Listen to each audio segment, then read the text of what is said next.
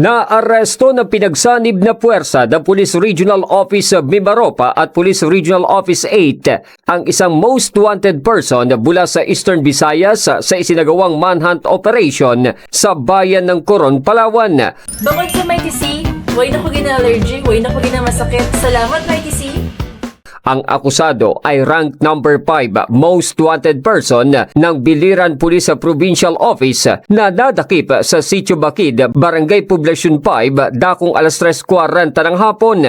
Ipinatupad ng mga operatiba ang warrant of arrest laban sa akusado kaugnay ng 3 counts ng kasong rape sa ilalim ng Article 266-A ng Revised Penal Code. Samantala, ayon sa PNP, patunay ang operasyon sa matibay na koordinasyon ng mga otoridad sa pagtugis ng mga wanted persons na nagtatangkang magtago sa ibang lugar. Kasalukuyang nasa kustodiya na ng Coron Municipal Police Station ang akusado para sa kaukulang dokumentasyon at disposisyon.